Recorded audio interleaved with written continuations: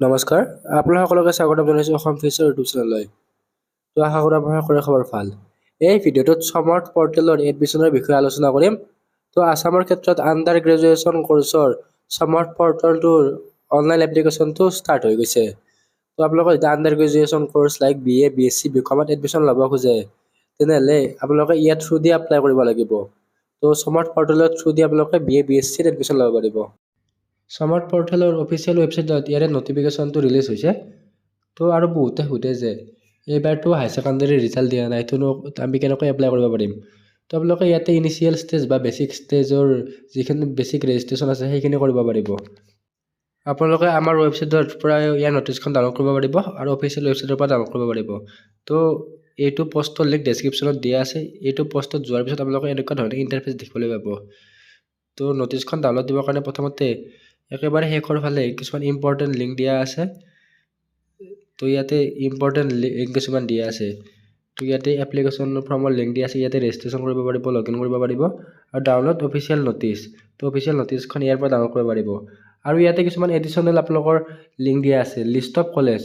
তো কি কলেজ সমৰ্থ পৰ্টেলৰ আণ্ডাৰত আছে আপোনালোকে এইটো লিংক কৰি পৰা চাই ল'ব পাৰিব। আৰু নহ'লে আপোনালোকে PDF ডাউনলোড কৰিব পাৰিব আৰু প্ৰগ্ৰাম ইয়াৰ পৰা প্ৰগ্ৰামবিলাক চাই ল'ব পাৰিব। তো আপোনালোকে নটিচখন ডাউনলোড কৰিব লৈ ল'ব। তো ইয়াৰ নটিচখনত মেনশ্যন আছে the UG admission portal will be live for registration starting from 11 April 4 PM। তো 11 এপ্ৰিলৰ পৰা UG কৰ্চৰ এডমিশ্যন পৰ্টেলটো মুকলি হৈছে। তো this portal covers admission for 4 years UG course. তো আপোনালোকে নিশ্চয় গম পায় যে under graduation course BA, BSc, BCom এইবিলাক কৰ্চ 4 বছৰীয়া হৈ গৈছে। আৰু ইণ্টিগ্ৰেটেড কৰ্চ, তো ইণ্টিগ্ৰেটেড কৰ্চটো 5 বছৰ হয়। তো ইয়াতে আপোনালোকে BSc বা BA লগতে MSc ডিগ্ৰীটো লাভ কৰিব। তো ইয়াৰে 4 year আণ্ডাৰ গ্ৰেজুৱেশ্যন কৰ্চ আৰু ইণ্টিগ্ৰেটেড মাষ্টাৰ কৰ্চৰ কাৰণে মুকলি হৈ গৈছে। তো ডেট এণ্ড প্ৰচেছ দিয়া আছে ইয়াতে। তো পৰ্টেলটো 11 এপ্ৰিল তাৰিখে মুকলি হৈছে, কিন্তু ইয়াতে লাষ্ট ডেটটো দিয়া নাই। তো লাষ্ট ডেটটো কেতিয়ালৈকে দিব? তো যেতিয়া আপোনালোকৰ হাই ছেকেণ্ডাৰী ৰিজাল্ট দিব তাৰে পিছতে ইয়াৰে লাষ্ট ডেটটো মুকলি কৰিব। তো এতিয়া আপোনালোকে কি কৰিব পাৰিব? তো এতিয়া আপোনালোকে বেচিক ৰেজিষ্ট্ৰেশ্যন আৰু প্ৰফাইল ক্ৰিয়েট কৰিব পাৰিব। তো এইখিনি আপোনালোকে এতিয়াতে কৰি থৈ দিলে পিছত আপোনালোকৰ যেতিয়া চিলেকশ্যন প্ৰচেছ আছে বা আপোনালোকৰ কিছুমান ডকুমেণ্ট আপলোড দিব লাগিব, হাই ছেকেণ্ডাৰীৰ মাৰ্কশ্বিট এইবিলাক দিওঁতে আপোনালোকৰ সুবিধা হ'ব। তো ষ্টাৰ্টটো 11 এপ্ৰিলৰ পৰা হৈছে। আৰু ইয়াতে 4th পইণ্টটো আপোনালোকে চাই ল'ব পাৰিব, selection of institution and programme. তো আপোনালোকে যিখন কলেজত এডমিশ্যন ল'ব খোজে বা যিটো কৰ্চত এডমিশ্যন ল'ব খোজে সেই কৰ্চটো কেতিয়া চিলেকশ্যন কৰিব পাৰিব? সেই কৰ্চটো আপোনালোকৰ ক্লাছ 12 বা হাই ছেকেণ্ডাৰী ৰিজাল্ট দিয়াৰ পিছত চিলেকশ্যন কৰিব পাৰিব।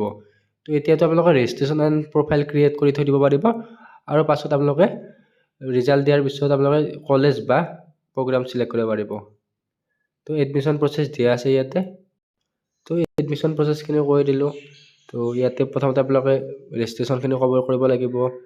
তাৰপিছত আপোনালোকৰ প্ৰফাইলটো কমপ্লিট কৰিব লাগিব। তাৰপিছত ৰিজাল্ট দিয়াৰ পিছত আপোনালোকে সকলোবিলাক ফিল আপ কৰিব লাগিব। তো কি ডকুমেণ্ট লাগিব ইয়াতে দিয়া আছে। তো আপোনালোকৰ যি প্ৰস্পেক্টাছ যিখন কলেজত এডমিশ্যন ল'ব খোজে সেই কলেজখনে প্ৰস্পেক্টাছ এখন আপলোড কৰিব লাগিব। এই প্ৰস্পেক্টাছখন 5 মে'ৰ আগতে তেওঁলোকে প্ৰিপেয়াৰ কৰি ইয়াতে সমৰ্থ পৰ্টেলত আপলোড কৰিব লাগিব। এইটো আপোনালোকৰ কাম নহয়, এইটো আপোনালোকে যিখন কলেজত এডমিশ্যন ল'ব খোজে সেইখন কলেজৰ এইটো কাম হয়। তো আপোনালোকে এই যিটো প্ৰস্পেক্টাছ আছে এই প্ৰস্পেক্টাছটো চাই ল'ব পাৰিব কলেজখনৰ বিষয়ে। তাত কি কৰ্চ আছে, কিমান ছিট কেপাচিটি আছে, কি প্ৰগ্ৰাম আছে সকলোবিলাক চাই ল'ব পাৰিব।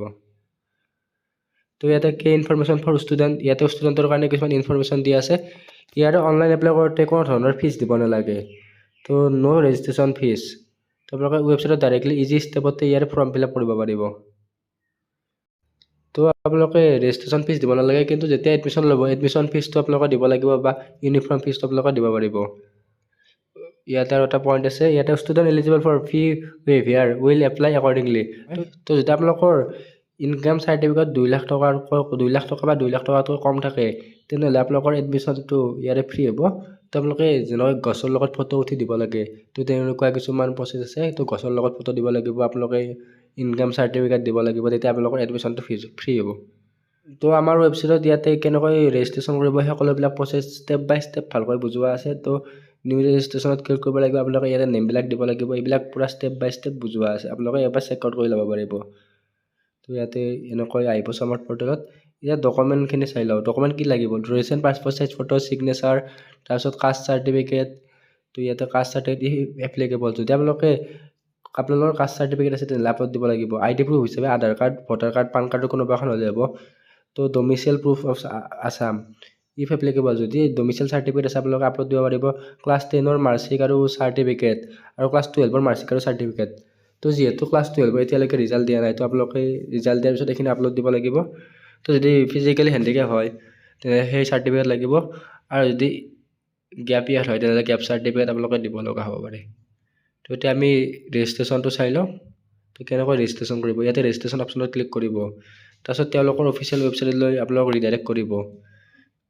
তো ইয়াতে আপোনালোকৰ ক্লাছ 10 বা 12ৰ হিচাপত আপোনালোকৰ এপ্লিকেণ্ট নেম দিব লাগিব। তো ডেট অফ বাৰ্থটো ইয়াতে দিব লাগিব। নেক্সট আপোনালোকৰ ইয়াতে ইমেইল, এটা ভেলিড ইমেইল, যিটো ইমেইল আপোনালোকে ইউজ কৰে, তো মেইনলি এটা ভেলিড ইমেইল দি দিব। তাৰপিছত ৰি-এণ্টাৰৰ এপ্লিকেণ্ট ইমেইল এড্ৰেছ, তো ইমেইল এড্ৰেছটো আৰু এবাৰ দি দিব। তো পাছৱাৰ্ডটো মিনিমাম 8 কেৰেক্টাৰৰ হ'ব লাগিব। তো পাছৱাৰ্ডৰ ক্ষেত্ৰত মই আপোনালোকক ছাজেষ্ট কৰিম যে আপোনালোকৰ নেম, তাৰপিছত @123 তেনেকৈ ৰাখিব। যদি 3 নহয় 4 ৰাখিব, তেনেকৈ আপোনালোকে পাছৱাৰ্ডটো ৰাখিব। তো নেক্সট মোবাইল নাম্বাৰটো দি দিব। তাৰপিছত আৰু মোবাইল নাম্বাৰটো আৰু এবাৰ দিব। তাৰপিছত ইয়াতে কেপচাটো ফিল আপ কৰি ৰেজিষ্ট্ৰেশ্যন অপশ্যনত ক্লিক কৰিব। তো ৰেজিষ্ট্ৰেশ্যন হোৱাৰ পিছত ইয়াতে লগইন অপশ্যন আছে, তাৰপিছত লগইন কৰিব লাগিব। তো তাৰপিছত আপোনালোকৰ ইয়াতে মোবাইলত এটা OTP আহিব। তো আপোনালোকৰ ইমেইলত OTP আহিব, মোবাইলতো OTP আহিব। তো OTP দুটা ইয়াতে দি দিব। OTP দিয়াৰ পিছত ইয়াতে আৰু এবাৰ কেপচা ফিল আপ কৰি তাৰপিছত ইয়াতে ছাবমিট OTPত ক্লিক কৰিব। তো আপোনালোকৰ লগইন যেতিয়া ৰেজিষ্ট্ৰেশ্যন হ'ব তাৰপিছত লগইন কৰিব লাগিব।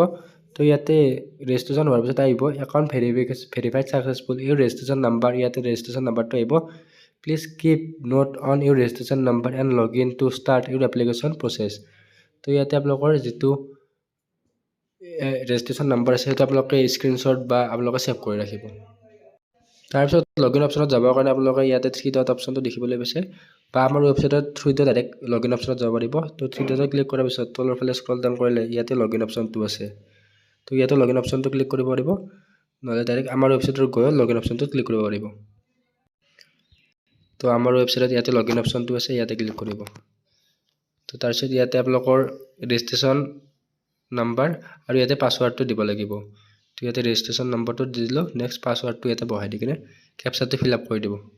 তো আপোনালোকে লগইন কৰাৰ পিছত এনেকুৱা ধৰণে ইণ্টাৰফেচ দেখিবলৈ পাব। ফৰ্ম ষ্টেটাছ, নেক্সট ইয়াতে কুইক লিংক, এইবিলাক আপোনালোকে চাব লাগে। ইয়াতে আপোনালোকৰ নাম আহিব, ইয়াতে ইউৰ ৰেজিষ্ট্ৰেশ্যন নাম্বাৰ, বেলেঞ্চ এইবিলাক আহিব।